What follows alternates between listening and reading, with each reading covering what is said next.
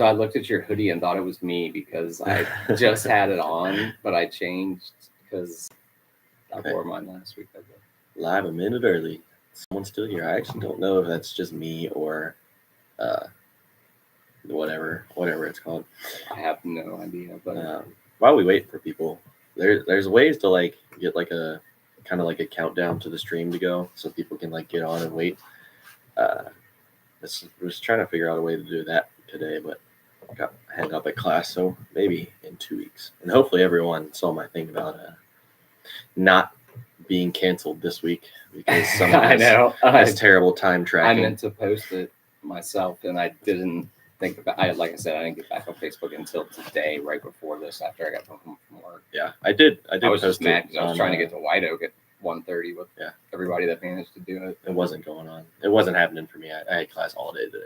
It was 11:30 or whatever, 11:15 when right when you texted, I came out to my truck just by chance on my way to another building because I can't carry my phone anywhere on base. So I just stopped and looked at my phone. And you texted while I was looking at it, trying to figure out how to run White Oak. Yeah, and like, please. And they're like, we're gonna be there at 1:30, and I'm literally 3+ hours away at that point because I had to go home, get here, and then get to White Oak, which is about 45 minutes, 50 minutes. Just wasn't gonna happen. No. I think that's Joe that said hi. What's up, Joe? It is 8:00, 8:01. We're late. We'll start. Welcome to the Wednesday Night Paddler Podcast. I'm Ed. I'm Jeremy, and we're with Ohio Kayak Construction, also known as Eric Bartle Company, or Okie, or OKI, or Okie. I think the Okie thing's gonna stick. I do think Okie is gonna stick more. It rolls off the tongue a little bit easier. So our general announcement tonight, just like they normally have been, where Whitewater Warehouse is running a sale on Jackson kayaks. This is not going to last for much longer. They are getting their shipment in very, very soon. So I'll ask the question that I would ask in chat is, are the Antics 3 included? The Antics 3s will be coming in the shipment. They're getting a small, medium, and large. I think maybe 2 mediums, but definitely 1 of each for right now. So that means they're going to have Antics 2s off for pretty cheap if you're looking for a very, very good kayak for cheap. Yeah, we both have them and paddle them. So. Yeah, mine's over there somewhere. But yeah, so that is not going to last much longer. They are getting their new toys in, so those will that sale is going to end soon. So you should, if you're on the fence, go buy a boat. They can really use the business. The answer, but does it last until Gerald's cookout thing? I have no idea. I just figured that it would end with the Thanksgiving, with Black Friday, Black Friday, or when they got the shipment. But I don't really know. That's actually probably the answer is when they run out. We're obviously not salespeople, so we don't know. So our upcoming events. We have a Friday night pool class. This is the last Friday night pool class for the fall session is coming up. That is going to happen this Friday at 6:00. That's completely full. So don't show up unless you're a paid member. And if you are a paid member and you have your roll down, as well as many of you do, it is going to be a really, really fun class because we're going to do a little bit of bomb proofing. Yes, we are going to do a lot of people got their rolls for the first time. This is the lesson that Jeremy and I get to go through and have all the fun and throw you guys through a bunch of situations. Also, hopefully, we will have 2 Antics 3.0s medium for people to come and sit in. I'm looking forward to getting my hands on it. But I'm looking forward to getting my hands on it and rolling it around in the pool a little bit. Other pool sessions we have. Xavier pool sessions and Lebanon pool sessions. For any information on Lebanon pool sessions, go ahead and reach out to George Davis. His email is on the Ohio Kayak Construction website. The Xavier pool sessions, you can reach out to me. I know I've kind of been a little bit slacking with all the details coming up, but I will get on it. It's just been a crazy time with school. Sure. But I will have a way to get paid and waivers to sign for all of you guys. But the dates for the Xavier pool sessions are going to be January 11th, January 18th, February 1st, and February 15th from 6:30 to 8 p.m. Last year it was 6 to 7:30. I pushed it back a little bit because I come from Perfect North, and that is quite the drive. And maybe this time I can stop and get food before then. So to come to the sessions, you must be a Keel Hall member, which is a $20 fee for the whole year. It's a great club. They do a lot of stuff besides this. They give us their liability insurance for basically free, which makes it so we are able to use their. That's how we're able to use Xavier, is because we have liability insurance. And Xavier is a great giant pool. There's so much room for people. So if you're interested, please come. It is. It's one of the best ones. The prices per session are going to be $15 to $20 per week, depending on who shows up. And then there's a bulk price of $55 per person. I'm also at this point still considering hour-long private lessons, but it doesn't seem like there's a ton of interest in it. So I'll just cut my losses and get to play in a pool for an hour and a half. I'll pay. Typically, we have had very wonderful paddlers who taught me how to paddle, who are there volunteering their time and helping people with the role. And anything else you want to work on. Yeah, a lot of times anything people else work on you car wanna work wheels or initiating a bow or stern. Yep. There's usually a nice mix of people at these that can teach you that as all well. Different skill levels. Double pub. Yeah.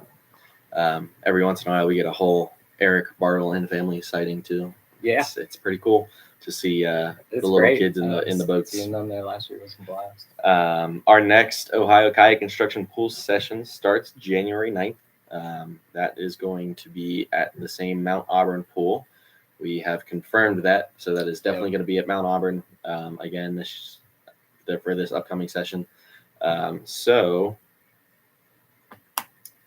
I completely lost my train of thought. I got a text. I saw that. It's just off. Mount Auburn pool session. I think there is a sign up for that on the Ohio Kayak Instruction website. You should totally go check that out. And it's limited to 12 slots. Yes, limited to 12 slots. So, but between the link is live on the Facebook page, and you can get there also through the OhioKayakConstruction.com. Between you and I, and everyone who's watching this, Eric is not very good at holding off his limits. So if it says 12 or 14, please go ahead and register anyway. If it lets you register, assume it's open. Yeah. Then coming up on December 6th soon is the Frozen Pogie Paddle at Whitewater Warehouse, which is, like I said, December 6th at noon. And they are going to paddle the Mad River or the Great Miami. And Gerald is going to be making chili for everyone who comes. So you should definitely come hang out and do that. And that brings us to January 24th through the 31st, which is going to be the Pucone Kayak Retreat. It is. And we've had at least one more successfully initiate or complete registration by this point. So we are definitely at the max rebate that we get. So anybody else that wants to come, this really is the cheapest way you can do it that we're going to know of in the near future. Hopefully we'll get this much interest every year, but I believe there's 2 more registering still currently, and that puts us at like 11 total coming from this area. Yeah. And it is a full dedicated week to us down there, which is set up by David Hughes, who owns and operates it. And that's such a cool thing that we not only have the ability to go there, but to have a presence there and turn this into an annual event. So if you can't make it this year, keep this in mind, and we'll be setting up a very similar trip or identical trip next year, and hopefully all the years going forward. And the instructors that are down there that work as your guides are, in the week we're going this year, they're all from NOC's paddle school. So same ones you would be instructed by in the summer that if you were to take lessons at NOC are the river guides down there. It's where they spend their winters. It's an awesome way to live that I've never pulled off. But it'd be great. Spend the season just guiding rivers. Be the dream. Mitch, you just got back, or you're currently still in Pucone, right? How was it? How is it? Oh, nice. One of the two. I totally wish I could go. I can't. You are in Pucone. I'll tell David what's up. Yeah. Hopefully you guys have us on like a TV over there, and you're showing everyone who's at the retreat right now. Are you getting on the Rio Claro? I don't know if we'll have to wait for him to reply. I don't. Man, I thought he had said that he does not do trips down that. You should see some big water still, though, Mitch. That's awesome, man. Have a blast down there. We will be down there in like almost 2 months. Yeah, just about a little over. The Colorado is far away. I know. It's even far farther if you're in Cincinnati. You're just closer to the season that it runs in. It doesn't typically run when we're going there. It's usually too low by then, as far as I understand it. Could be wrong, but I have not got to run it either. Yeah. There's definitely some sweet rivers down there. You should definitely go check it out. Of all skill levels. Just for reference, Mitch, we went to the Food from there in Argentina. The Colorado is far away, but it wasn't the farthest. Yeah, they do stuff for all skill levels there. They do roll sessions right there's pretty easy rivers too. Yeah, there's everything from learning to roll. There's separated into beginner, intermediate, and advanced, and we have people that are in every section of that from our group, and it is going to be customized to our group that's down there because we don't actually need to start at the beginner is accessible to pure beginners, literally no experience. They provide all gear, you can rent it from them, and you start learning how to roll and basics of paddling on the kayak and the lake in Pucon, which is a volcanic lake that's like 85 degrees minimum or something. It's awesome to swim in. Lovely temperature. Never boated in it, but I have swam in it. And that they introduce you to river running right there at the Tranquera, which is adjacent to the property they own. Yeah. And it's super easy and accessible. And so, you can go all the way from beginner to advanced, taking classes down there as well. So it's an excellent opportunity. And if you pull it off, definitely recommend it. We'll have a blast. Oh, Mitch, I saw a video of you with the Red Bull stickers. Was that whose boat was that? Aniel. I was guessing it was Aniel's because it was a yellow boat that he left there, but there was Red Bull stickers on it. That's Aniel's. That's pretty cool. That is super cool. Last time I was there, Aniel was practicing doing. I think he's there. Double drop at the. He's doing. They run a separate school. Yeah, he's him and Gerd. He's not in at the retreat, obviously, but he is in the area. Yeah, they run a separate and similar operation. Yeah, cool. But it's mostly very high level paddlers. Yeah, that go there. And then, to my understanding, changing back to our local Cincinnati stuff, we have a race, a kayak race on the Little Miami on February 7th. That's going to start at noon. We're going to be meeting at Roads, Rivers, and Trails, which is a little shop in Old Milford. Super good shop. Cool place. They've got a lot of stuff, a lot of outdoor stuff specifically. Yeah. It's a really cool shop. And then the race itself is going to start at around 1:30, I believe. I can't totally remember off the top of my head. And then sounds right. February 18th, we have a paddler happy hour. Like I said, last week, I don't actually know where. Oh, wait, real quick on the race. Don't forget to mention all the prizes. Eric did post a sneak peek picture. But we got a ton of good stuff from really good Emergent Research, NRS, Kayak Coffee. Yeah. What else am I missing? I know a ton of stuff. Mountains to See. Mountains to See, Ascent stuff. Which is this beautiful awesome hoodie, which seriously, like, I've been rocking these like all the time. They're perfect for hiking, for boating, for everything. They really are, and I'm not even sponsored. So there's no reason. They really are so versatile, especially for keeping you dry. I think my school friends are probably concerned about me because ever since I've gotten this, I think I've worn it every single day. I've been wearing mine way too much. That I need to wear a sweatshirt because it really is that good. My brother just climbed in Red Rocks by Las Vegas, and he wore his out there as a sun protection. So it's super versatile. It's actually super lightweight and breathable, but it's also super warm. Yeah, it really is a nice mix. February 18th, like I started to say, is a paddler happy hour. I believe that is going to be at DVD Brewery, and that's close to Little Miami. It's just a great time to come meet people. ask questions, hang out with everybody. It's a great community event. They've got some really great beer there too. I know you probably don't know that, but the beer there is very nice. Once upon a time, man. Once upon a time. I knew every bar. Yeah. And they also, like Magical Unicorn has said, your roll gets way better after you buy the thing. That's the word. I've heard that from other people. It's like a magic thing. And yeah, it's not even just roll. Like everything just goes smoother. It's absolutely. It's unconfirmed, but there does seem to be some truth to that. So.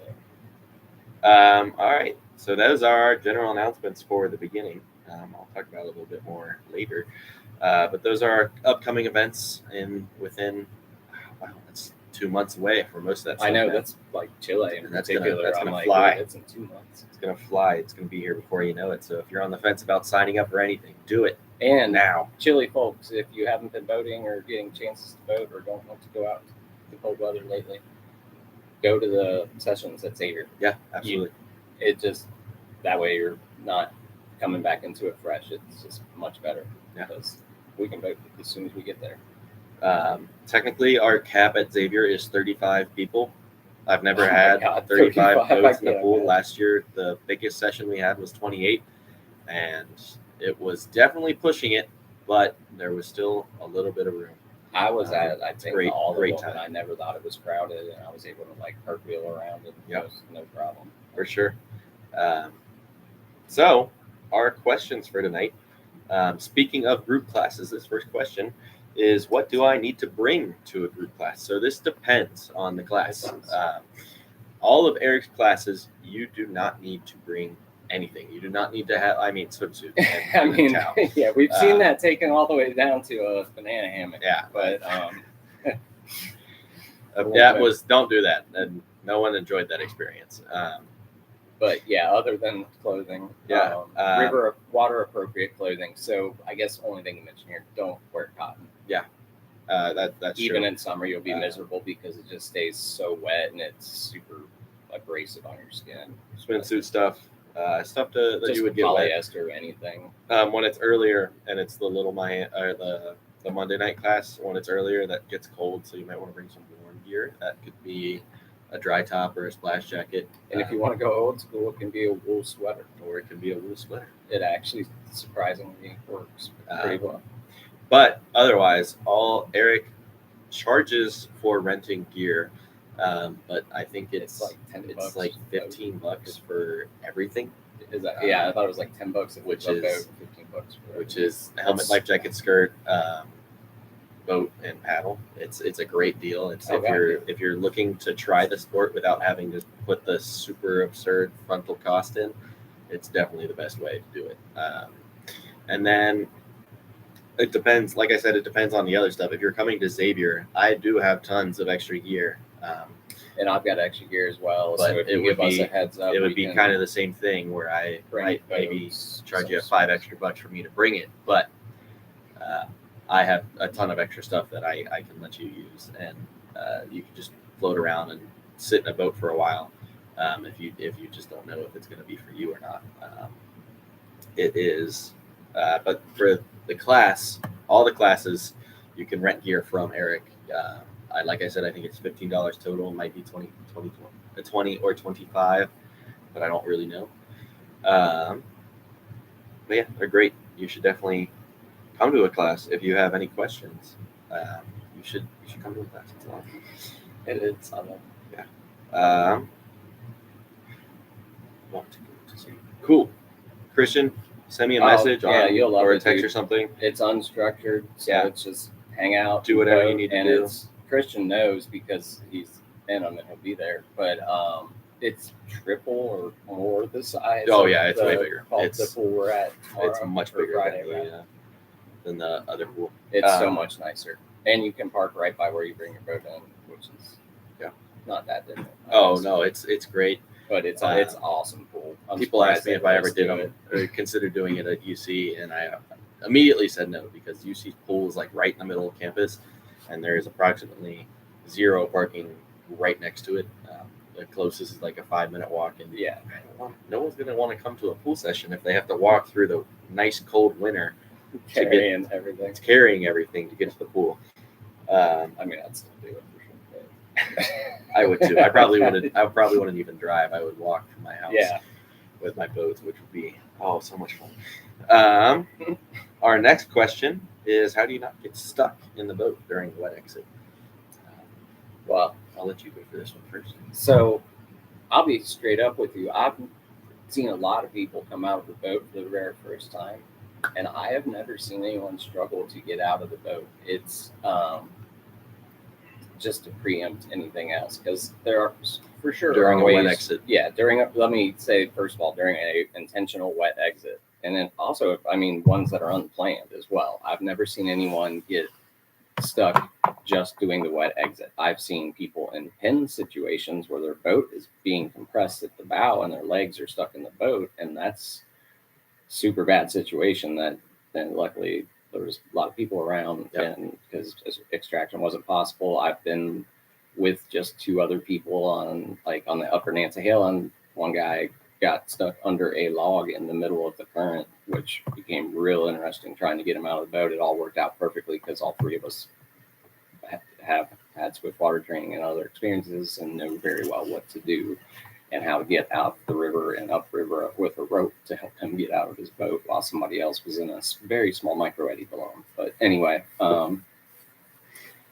the wet exit itself, I've never seen anyone have trouble with, barring a complication like being pinned or otherwise and trapped somehow. If you're in water deep enough to come out of, you're going to come out. Yeah, it kind of just naturally floats off of you. Even, and some people have expressed concern with the latest revolution of boats having things that I love, which is for Jackson would be the bee's knees, which are awesome and absolutely offer. There's no resistance to getting past them. Piranha's thigh hookers are rotomolded plastic, and they're hard and firm. I have them in one of my Piranha boats, and I love them. They're awesome, and then they in no way, shape, or form inhibit getting out of the boat. It's just kind of your natural reaction to push your feet as you lean forward to pull your skirt, and the boat just floats away. If you're in current or even in a pool, it pretty much floats away. If not, just kick a little with your feet, and you'll come right out. Also, if you're concerned that we're talking about pinning, most boats are designed, you can kind of see it in my purple Mobius here. If you can see the foam right down the middle, so your legs don't get pinned, it's kind of like an anti-crush bar.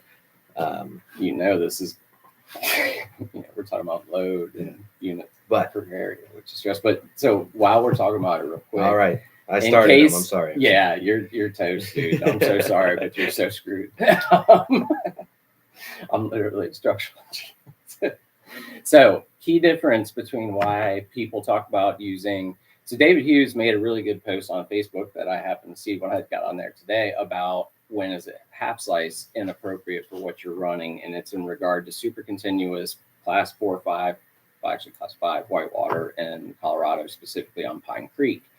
And there have been a few fatalities there, and it's a place there's a rapid called Crux for a reason, and it is a Crux maneuver, and if you miss it, you're in deep trouble. And go check out David's Facebook page or Kukan Kayak Retreat. It'll be there too, but I think it's in Kayak magazine. It's a really I haven't read it. I did see it, but I haven't read it yet. It's really well written and something that everybody really does need to consider, given I myself am very guilty of it. I haven't paddled anything but a half slice or smaller. So full slice, quarter slice, or half slice in like 3 years now. Yeah, I don't own a creek boat. So. I do, but I haven't used it. And I haven't used it in like seriously 4 years. I've been trying to sell it, but it's fun having the ability to play, but there are certain situations. To the point of the bulkhead, though, Ed's bulkhead that he pointed to in his Mobius, which is a play boat, is made out of foam. Yeah. Foam obviously is much less dense and has much less rigidity, stiffness, or strength than plastic. If you can see, plastic. Well, actually, the fun of all the boats actually has a plastic bulkhead, and it has that plastic bar down the center to provide longitudinal stability on it. So, but point is when you do get pinned, what prevents the bow from crushing your feet in there, which is seriously one of the biggest risks that you can have, is the boat is compressed, your feet are now trapped, and you can't get out of it. And hopefully your head is above water, or people are there to help you, because it gets serious so quick.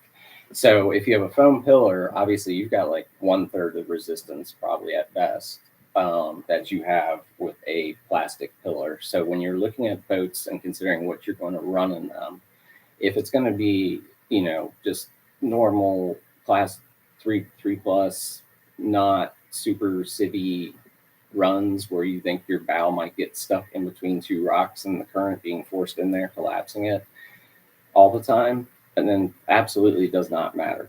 Foam is fine. The reason the plastic is important is what is also referred to is as the step out pillar, because when you are in a vertical pin, which can occur coming over a drop that's not even as tall as your boat is long, to get out of the boat, your bow is now pointed down at the bottom of the river. You're stuck in the veil of whatever hole or little waterfall you just went over. And the way you get out of the boat is you pull your skirt, and you need to step out of your boat. Well, you need to step on that bow pillar to do it. And if it's foam, it's going to shift left to right, if not just buckle. Whereas the plastic one is rigid and not only keeps your hull from collapsing, it allows you to step on it and get out and jump. Literally, in that case, you want to jump away from the hole and out of it. You'll figure out how to get the boat later. It'll be interesting. Save yourself.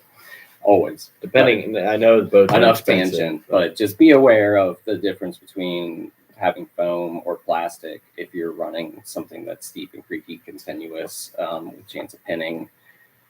You do want preferably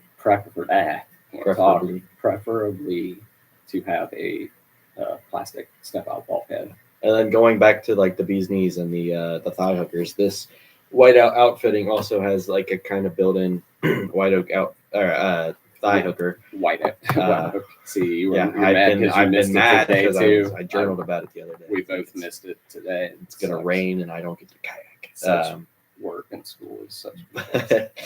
But those thigh grips are in there, and I've swam out of that boat twice in 2 pretty shallow spots, and I've had not any issue getting out when I need to.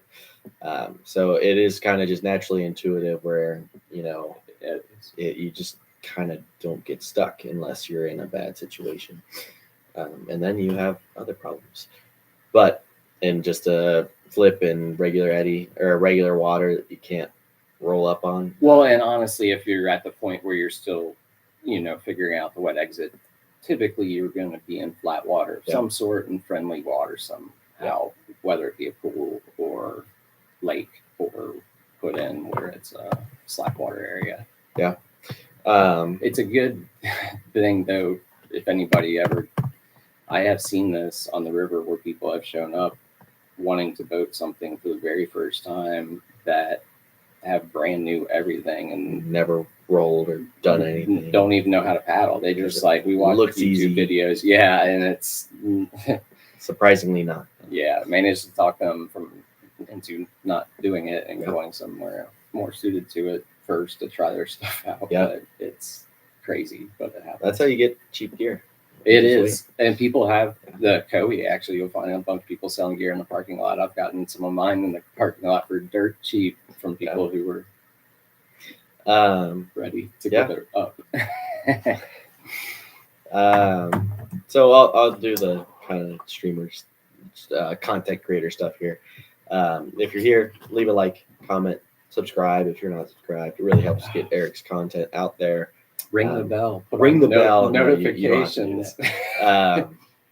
But it helps get our content out there to more and more people, and helps build and grow the community, which I've said multiple times. It is the reason that we do this, is to build a community. Yeah. Ed and I are totally in it for the love of it. And it's crazy because our Ohio community in general, over the last year that I've been hanging out around it, is amazing. It's huge and such good people, and it's just something we need to keep building on and making better and better.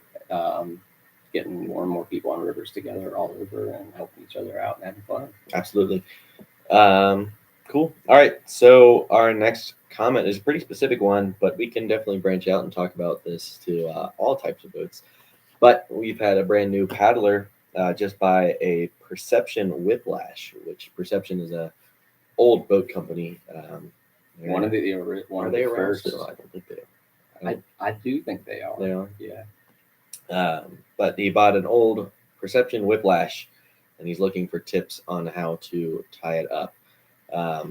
So you can't really see on any of the boats back here, but on the Perception Whiplash, there is a it's not even worth pointing at. There is a grab loop about halfway down the stern. Yeah, like that grab loop all the way up there. It's further up the on bow. The stern.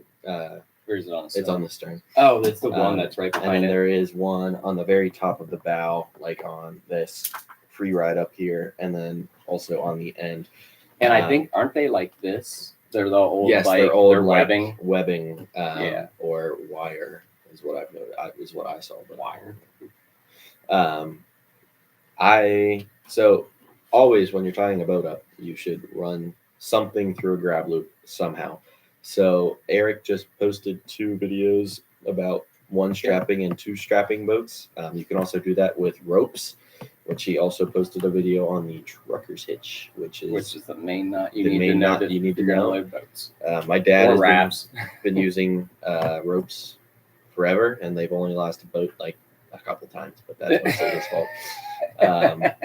I switched to straps recently. I lost a boat or 2, and they work well. But the main point is to go through a grab loop. So for those older boats that don't have the rear butt handle, the rear back grab handle that's pretty close to the butt, which kind of just coincidentally lines up with the bars most of the time. Run it through that. I also have seen someone strap a boat to the car and then run like a bow line to the front grab loop, or tie something back to the bars. Bow line is always a real stable way to do anything, and it's the original way because there was no fancy roof racks back when it started, and people were just putting them on top of their Chevy. A bow line is also a great way to make sure your boat is still there. Yeah, because if the bow line is still taut and not flapping around like you're dragging a boat all over the place, it's still there. And if it comes loose from the other strap, the bow line will keep it at least attached to your vehicle, which is good because you can be held liable for damages or something flying off your car, and it's happened before more than one time. Always make sure you're coming. If this was a boat and the camera was the bow, if you're one strapping, make sure you have one strap coming across the top, down under the rail, back over and up behind the rail in the back, and then over the stern, and the same on the other side to connect to the cam. So you have one line in front of the cockpit, one line after the cockpit, and that, even if you had the boat upside down, which is common for some people to do to save gas mileage, and it does a little bit, depends a lot on the boat and the shape of your vehicle and the angle of incidence from the windshield. Sorry, definitely. Truck, Jeep truck. You're not getting good gas mileage anymore. Yeah, that's the thing. See, I'm no worse off really, because that straight up window makes such an air pocket behind it that I don't. Yeah, it's not that big of a deal. But I can tell. I drove a Jeep. Yeah. My first car was a V8 Jeep. I got like 6 miles to the gallon. Yeah. And I had to pay for everything. So yeah, driving was just always been expensive. Love Jeeps though. Yeah. But yeah, tying it down that way, if we're upside down, or if the whiplash, if you can't get something through those grab loops because of where they're located in relation to whatever you're tying it down on, because that's the other big factor is, right, what are you tying it down on? Is it the foam pads that are on top of a car roof? That's one thing, because you're going to have very limited width options coming through your car doors sometimes. You might not be able to go right through that loop. If you can't, just tie that loop off to some hard point in your car. You can do it with small diameter rope cord. I use a climbing sling and a carabiner. I just put the carabiner on the safety loop or grab loop. I use that middle or that top loop on the Mobius, the double boat, and I just run that. I have roof racks, and I have a truck too, so most of the time it's just in the truck. But I've had all kinds of vehicles, and I've also had I don't know how many kayaks were in there in that picture you were in. A lot. Yeah. I had like 14 kayaks on that thing or something. Maybe not that many. 12. We've definitely had there was a lot. A lot in your truck, and I think the most we've ever had in Eric's truck is 10. Yeah. And a body, but I don't remember. Yeah, and we had you in mine. And like 7 people in the cab. But yeah, when you're tying down, if you're going any far distance, you should use a safety strap, or if you're going to be going high speed, use a safety strap. So I always one strap my kayaks down when they are up on standard truck bed racks is what I have. I always one strap them down, but then I'll run a safety strap, which is just a carabiner to a climbing sling, and that just wraps around one of my roof racks, and that way I've got a separate safety point there. So if it did come loose, of course, what would happen is it would beat up my vehicle a little bit, but it would remain attached to the car. And I have had that happen in a 4Runner that I used to have, and my friend Mark that was riding shotgun. We're just cruising down the road. We're headed to the Coe, and or probably Pigeon actually with Mark because he had a raft. Anyway, Mark's like, we're just listening to music. Nobody's talking. Mark's like, Jeremy, why don't you slow down? Just real slowly. Just slow down. Don't worry about it. It's not a big deal.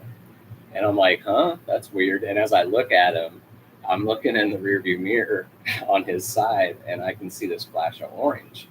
And Ed knows that my playboat is bright orange. Yeah. And it was my boat. It was flying in the wind. I mean, it's hydrodynamic. It was very aerodynamic as well.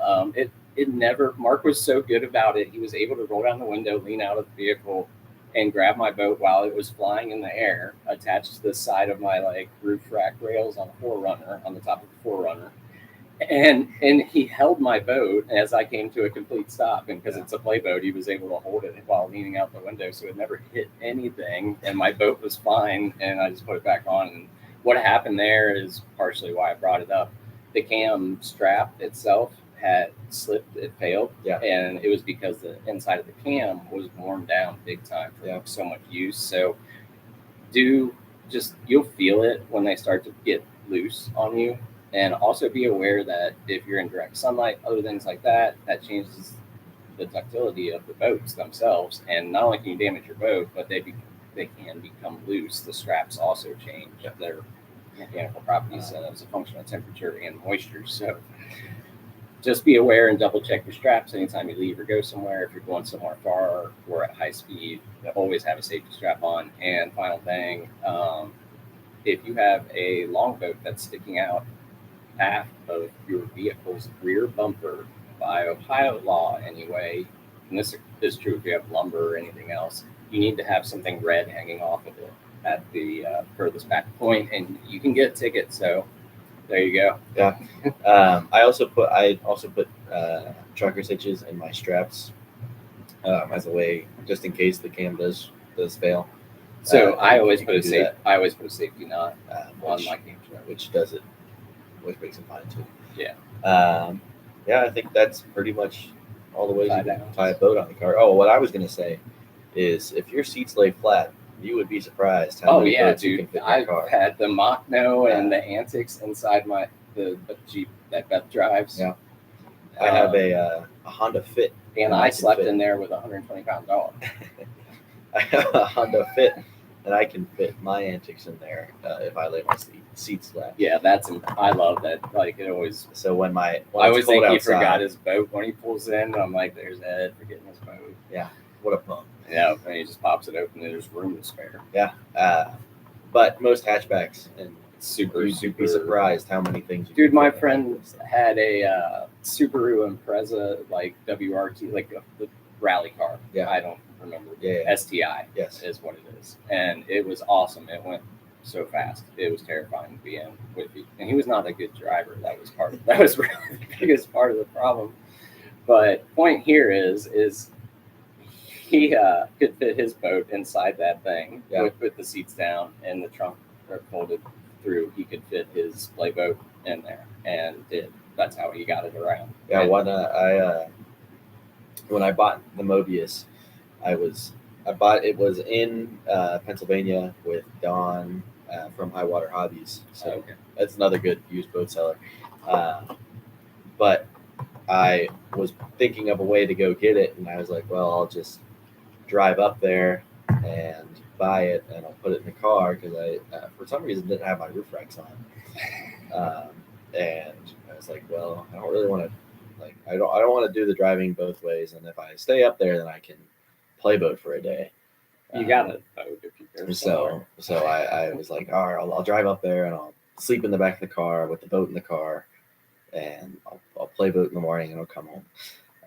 Thankfully, Dave Heron, who's a very nice guy, brought it home for me, so I didn't have to sleep in the back of the car, because the problem with sleeping in the back of a Honda Fit when you're 6 feet tall is that it's not quite that long. Yeah, that's why I got a little benefit. I'm only 5'9". But there's a lot of methods to getting your boat places where you need it to go, and I do understand that they smell, but you're just going to have to embrace it because your car is going to start smelling. Welcome to kayaking. Yeah. There's nothing you can do. Can you recommend a good used playboat for beginners? Okay, that's a good question. And Beth had mentioned also what's a first good boat for beginners in general. So we'll start with the playboat. And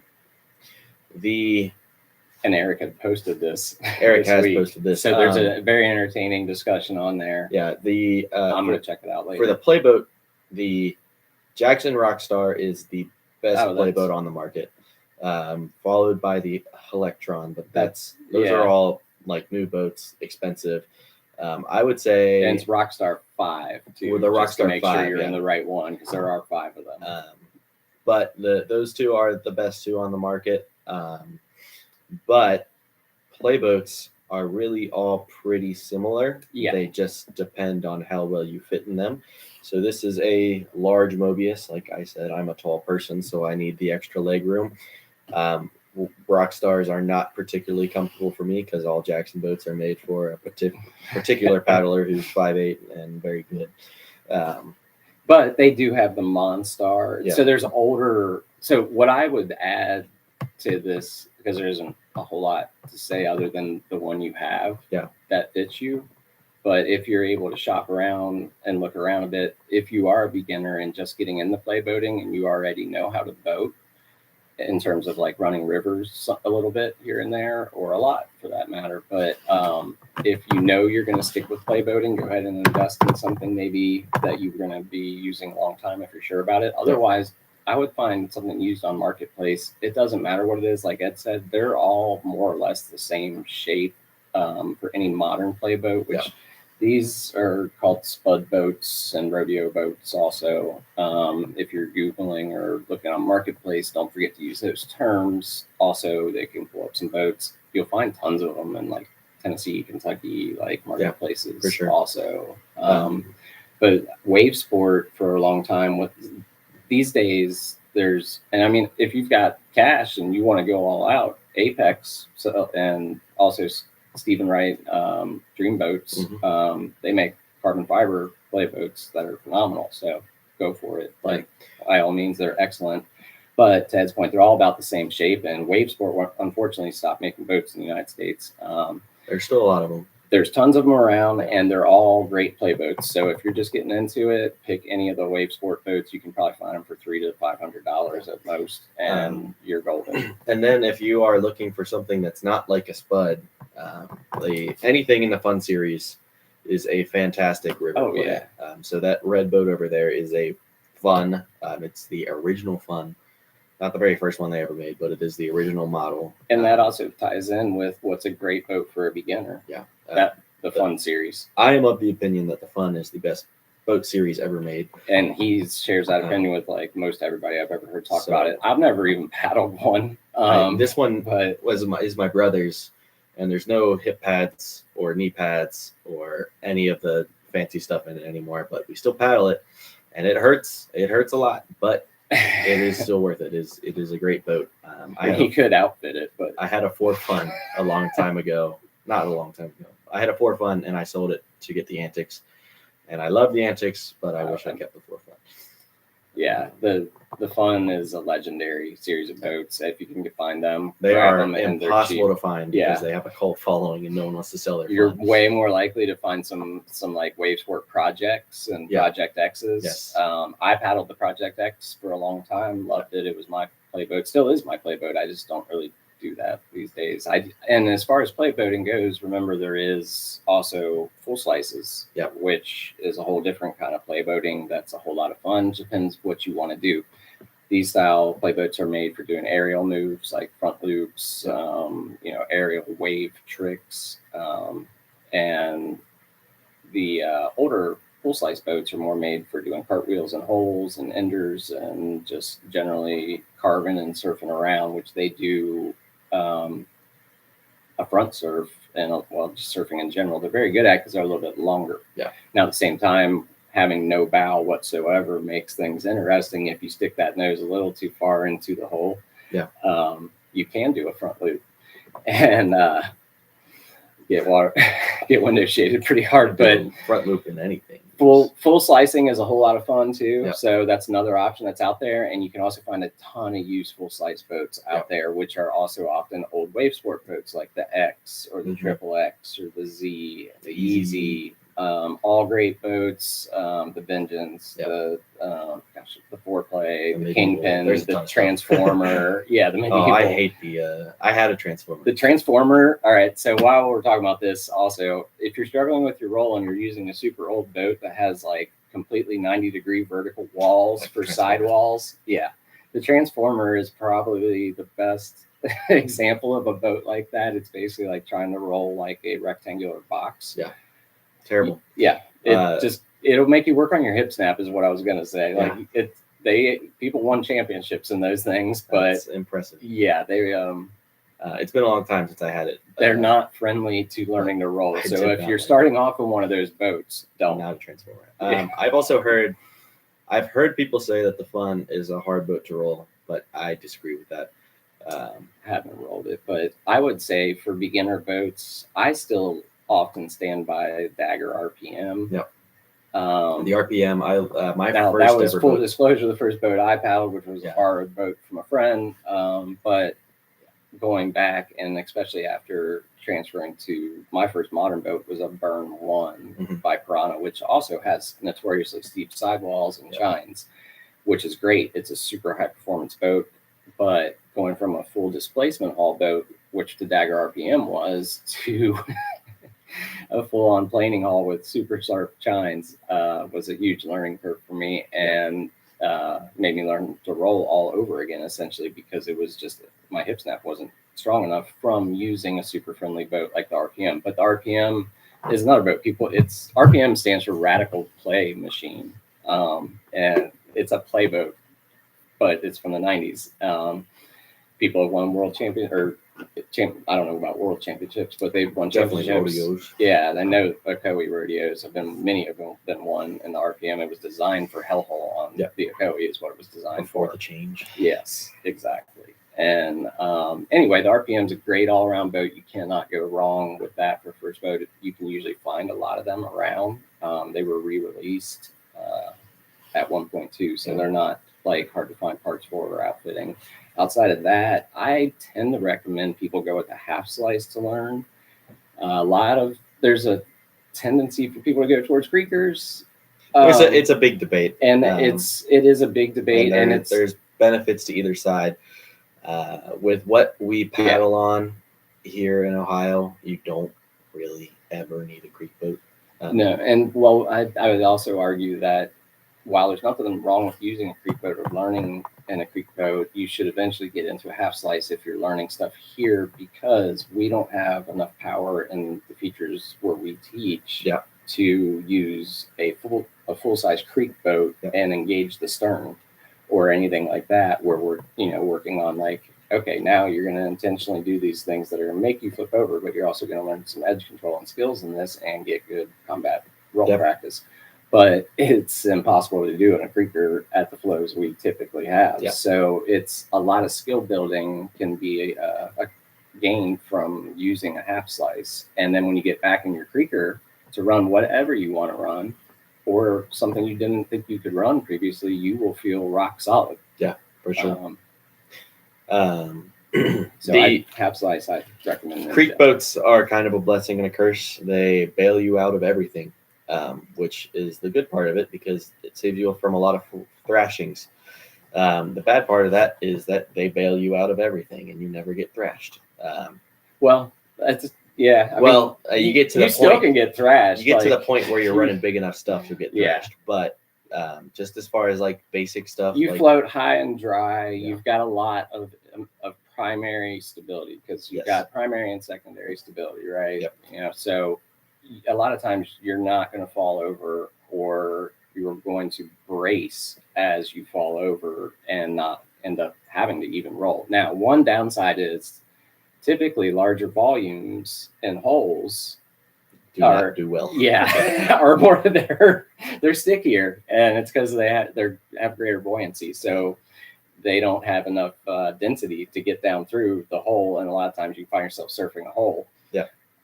And you really don't want to be. No, you do not. So that's one of your downsides from it is while you have a lot of safety, and if you paddle hard over that hole and just keep yourself sitting upright and taking paddle strokes continuously through it, you'll probably be just fine and plow right through that hole. Yeah. As long as you're not on something too big. For sure. But if you go into it sideways, it's now going to be a surf. And so it's going to be a surf.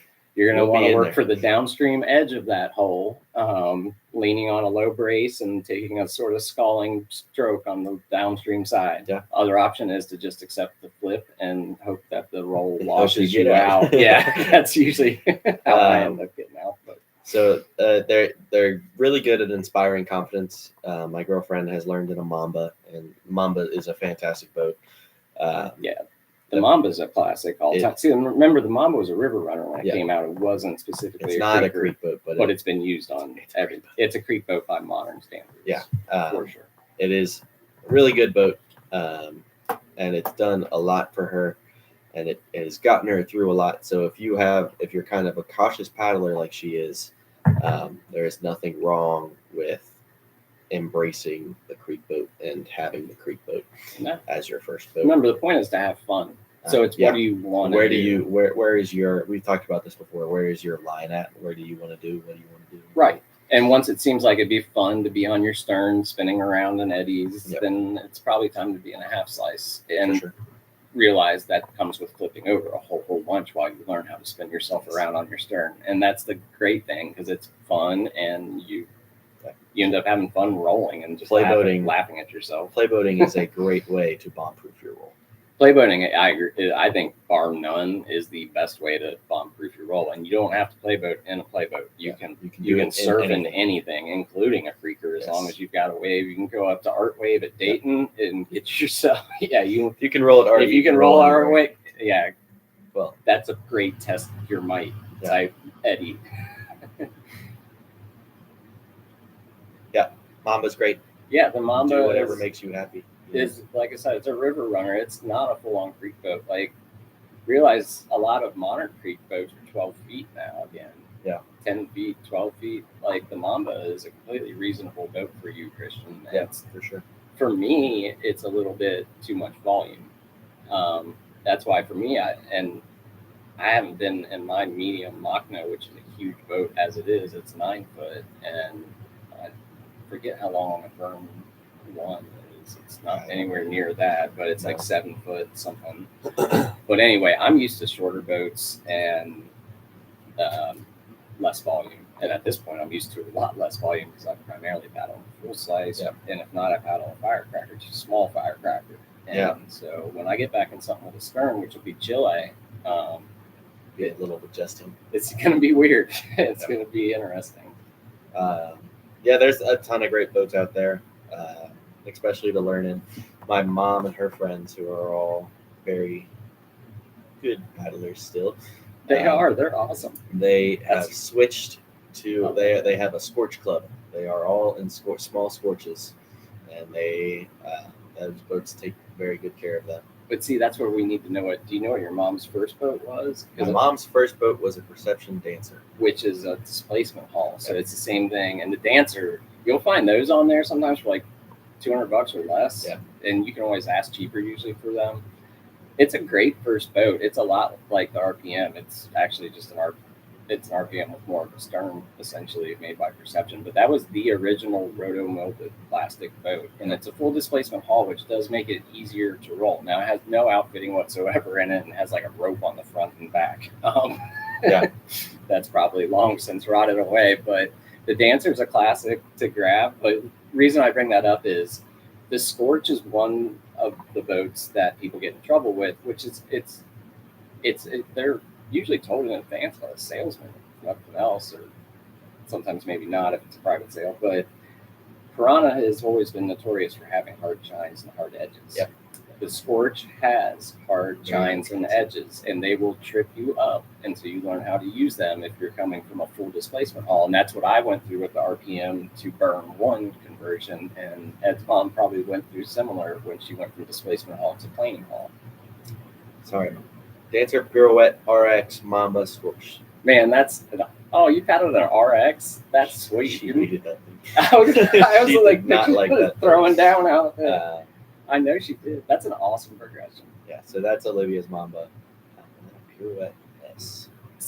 And see, if you look at her progression, that's like pretty perfect to like learning the difference between a displacement planing hull and deciding on planing hull with an exclamation point, because in my opinion too, they are the best. And I primarily paddle Piranha as well, my career as far as choice boat. And it's because of the edges. And if you know how to use them, it really does let you have a ton of fine control and a just real fast ride, especially on waves or in holes. They surf out of holes really well too, surprisingly. But just do be aware that if it's your first planing hull, boat, the Scorch can be a little trickier than the Coat, for example, which is a very user-friendly boat with regard to being tripped up by cross currents, eddy lines, things like that. But once you learn how to use those chines, they really like most things in life. Like the more you work for something, the more you gain from it. And so when you learn the little bit extra you need to use those chines, you will benefit from it in spades. Yeah, so that's the RX is why I laughed when you said that. And when Ed said that you hated it, it made total sense, because it would be such a transition to go through. That would be like, that's night and day. I saw an RX for sale on Marketplace. Was it blue? It was blue. It's probably orange. That's awesome. Yeah. They're hard to roll. I have tried to roll it. One of my friends has one. That's kind of the thing I've noticed with dagger boats, especially with chines. I don't know if you've ever paddled the Axiom. No, I have never paddled an Axiom. I think it's an Axiom. It's one of their half slice, but it was that's like their like very half slice looking. It was very, very hard to roll. Okay, I've never paddled that. We're almost at our hour. We've got one question RX left. We'll quickly move on to this question and make sure that we get everything on our bases tonight. And that question is exercises to do in the gym that will help your roll or kayaking in general. So my advice for that is to hit the core exercises. Did she send you these two? Beth did not send me that, I don't think. How to stay fit when you can't be on the river. Well, this was one Eric sent me. So core exercises, kayaking, you use a lot of your core. So you should definitely do stuff to strengthen your core, and while you're strengthening your core, you should do yoga, no matter what age you are, because trust me, your body does take some abuse the further and further you take it in this sport. And staying flexible and limber is the best way to prevent injuries. Yes. But Ed's got a perfect device for that. These is the only gym tool. This is your only gym tool you'll ever need. If you go paddling with me, I bring this strip with me. Yep. So it's great for shoulder exercises.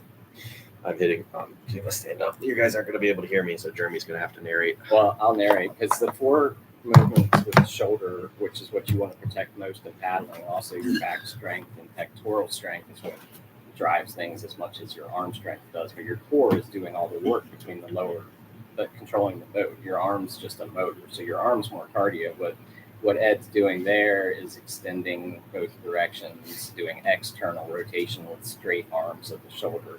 2 of the 4 directions are external rotation, which is often done with a bent arm, and what he's doing there is an extension. That's like a tricep extension that works the back of the shoulder, the supraspinatus, the tricep. Behind your back, it's all your back muscles, and this is a great stretch in general.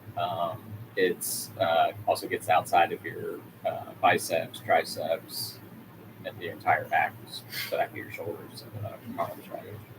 Those are all perfect exercises. The only ones I would recommend incorporating with that, or what I do as well, is just body weight exercises, which is push-ups. So the 4 motions that you want to do to protect your shoulder. And the reason I happen to know this is from tearing my shoulder to pieces and having lots of PT from it too. But I've had 9 orthopedic surgeries between soccer, kayaking, and snowboarding. So only 1 from kayaking, 1 from snowboarding, 7 from playing soccer. But anyway, pushing, pulling, and then internal. And well, this is internal rotation with resistance using a band. You can tie it to a doorknob. You can tie it to any fixed point. Yep. Wrap it around banister and hold both ends to double the strength of it. But those bands are all I use, and I do push-ups and I do pull-ups as well. Yeah. And that's all 4 motions that work your shoulder and surrounding muscles that help. Other than that, I would do some type of cardio. Yeah. I paddle. I just he does. He's crazy. He's insane. Those are 3 movements that I do pretty much every time before I get on a river at some point, whether that's before the weekend, before the trip or whatever, or before I go out for the day. Oh, I try and do them every day. And then I'm young and limber, so I don't really I know. worry about that. I'm trying to stay forever young. What do you mean? We're in class together, bro. Yeah, for real, sure. for real. No cap. And then I also, if you have a roof rack, you can grab on it and kind of pull back and kind of hang back. And that, I have a bad shoulder, so I do a lot of shoulder exercises. So leaning sideways against your shoulder with your hands like supported is an excellent stretch for if you have a tight shoulder. And then also just doing the same thing forwards against a door frame or anything else that has an opening. But I also use my truck racks. And then work perfect. Actually in the gym are great. If you are on a cable machine, set it to like the lightest it will go. Tricep pullbacks here, pull across your chest. So pulling across is internal rotation of the shoulder, and pulling out like that. Those 3 I also do. That's external rotation. So those are PT exercises that I got in therapy. Mine are also when I want to paddle. Mine are also from that. And so if you're looking for something in the gym to do, core, hit your shoulders, treat your shoulders right, do yoga, stretch. Yes. Do push-ups. You can't go wrong with push-ups. Push-ups are awesome. And then Mitch said you should do step-ups. Step-ups are great, Mitch, especially for like the upper golly takeout, right? I bet the intro was fun there. Yeah. The antics was very fun. You know, I had a great time with no shoes on. Go small firecracker. Yeah, no shoes. Still the last one. No shoes is the true first descent West Virginia experience. Yeah. So that was great. Clint had a great line once upon a time when somebody had got on his nerves, and he responded something along the lines of like, they were criticizing his roll because he rolls up over his bow. And he's like, I haven't swam in X years, like a decade or whatever. And he's like, I'm a GD, barefoot, boating, West Virginian, something or other. I'm not going to do him a disservice by trying to misquote him, but it was really, really funny. I died laughing. I do believe I have it on camera somewhere. Yeah. I had a GoPro running. All right. There's our hour. So I'll move on to our last couple general announcements. There is another event. It's an ACA kayak certification that's going to last over 2 weeks. It's 2 weekends. 2 weekends, but they're about a month apart. Yes. One's the end of March because that is when someone's school is on spring break and they can go. That might. And then the second one is April 28th and 29th. I can't remember. I think it's the 27th, 28th, and 29th of March. I believe that's correct. But I don't remember off the top of my head. It is $650. It is per person, it's pricey. But this is to get an ACA certification for being a kayak instructor. Yeah, but it's going to be a great class. You're going to learn a lot. You'll learn swiftwater stuff, it's all going to be really helpful stuff and really important stuff. The other thing about that is it will be cold. Yeah. So make sure you have cold weather gear before you sign up for that.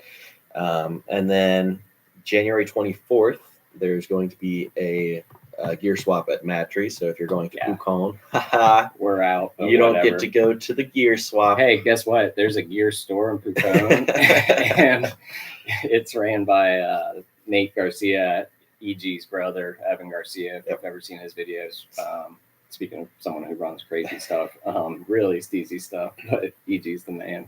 Yeah, if you're in town, you should definitely go. There's a ton of stuff. It's not just boating gear, although there's a couple kayaks there every year. Yeah, I got something I wear snowboarding still to this day. Yeah, there's snowboarding gear, climbing gear. Like $15 for like a $300 fleece. I got I think we got 2 brand new Farmer John wetsuits for like $15. Yeah. So really great stuff. Really, you can't beat that. Good steals. There's a Swiftwater rescue course put on by Ohio Kayak Instruction on April 18th and 19th. So if the ACA one is too expensive, you should come do Swiftwater with Eric and Jeremy and I at Whitewater Warehouse. Yeah. Every time seems unfortunately that every time I go paddling, I find myself in a situation where I wish I was a Swiftwater certified. So you should definitely do Swiftwater rescue training at some point, especially. Oh, I highly recommend it. If you don't know it some other way already, or already have familiarity with rescue in water, whether that be even as a lifeguard at a summer pool, but even better if you're a scuba diver or something like that, specifically if you've had rescue diving training or anything. But Swiftwater, understanding water is just as much of the course as throwing ropes is. It's understanding the hydrology and how to deal with different features and different complex situations where time is of essence. And that's the stark reality of our sport is we perform it in an environment that is hostile to our high risk survival. And if you end up upside down in water trapped, you have like 2 minutes and you're going to need resuscitated most likely. So it's crucial to learn how to rescue your friends, and it's crucial to carry a throw bag for that reason. And a lot of the bad events that have happened in the kayaking world over the years, unfortunately, have been the result of people not being prepared for it, or being prepared for it and caught off guard, or someone not having their gear. So having them, this is not a scare you story. This is just, it's great advice to have if you're going to make your life revolve around natural bodies of water, or dam release natural bodies of water, whatever the case may be. You do need to know water safety, and the more you know, the better by far, when the stakes are up to and including your life. So absolutely. Come see us. We have in Dayton, or not in Dayton, in Cleveland, in Cuyahoga, actually, there's going to be the Cuyahoga Falls Festival, which will be April 25th. There's a Facebook page for that, so if you want all the details, look there. I don't think they've posted anything yet, but I'm not totally sure. I have not seen any. But that is run by Don Howdyshell, who's a super steezy paddler himself, and he normally gets a hotel room deal with the Sheridan, which is the hotel right on the Cuyahoga Falls section there. Which, if you don't know, there's 2 pretty beginner-friendly waterfalls right overlooking a hotel. It is just happens to be in April. So it's a super cool place to go. Even if you're not wanting to run the waterfalls, you should come, because there's an upper section and they do a memorial paddle up there, take out above the waterfall, and you can go watch all the paddlers paddle the falls. Absolutely. Last year we kind of got rained out, which was a bummer. There were still a couple super steezy people running it. But even with all the rain, I got to do Tinker's Creek, which is a ton of fun.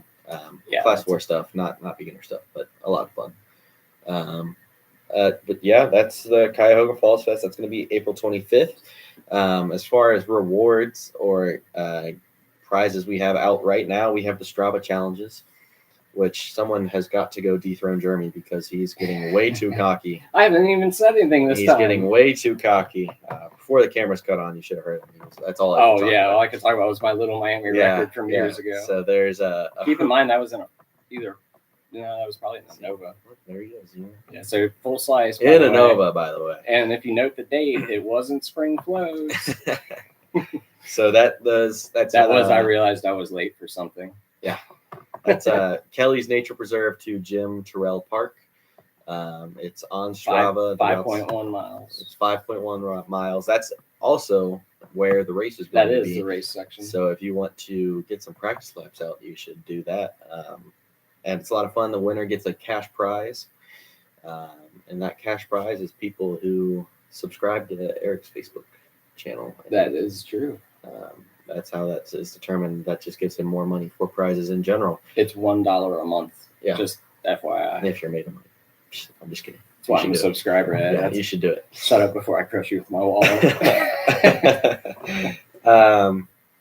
And then like I've said the past couple of weeks, I don't know if this is still there, but Whitewater Warehouse is giving away free things if you buy something from them. If they're not, then you should just go buy something from them. Anyway. We advocate buying stuff from them always. It's awesome that we have a paddling store so close to home. Because if not, the closest one would be in. I think there is one I'd argue Cleveland or maybe Columbus. I don't. Yeah, but I don't know. I don't either. But it is very I'd very just nice. Go to Ace, which is in Fayetteville, West Virginia. It is very nice to have a paddling store that is so close to home. It is. It is awesome. You should go buy stuff from them. They would really appreciate it. And they have a wealth of knowledge about this stuff, do. Period. They have been boaters since boaters were a thing. Yep. And they are both awesome. So, Bernie will twist your arm into taking a good sail. Yeah, they always do hook you up. It's fantastic. You should go support recommend anybody more. And then last week I said that we were not having tonight's episode because I was a week off. But for real this time, next week, we will not be here. It'll be Thanksgiving. We'll be spending the time. Happy holidays to everybody. Happy holidays to you, Ed. We will be back in 2 weeks in our lovely little setup here. Again, stuff that helps us, go ahead and like, comment, subscribe if you haven't already. Thank you guys for watching. It's been a blast. Yeah, we're gonna do our outro music. We'll do our outro music. We'll see you on the river. Take it easy, guys. Yeah, there you go.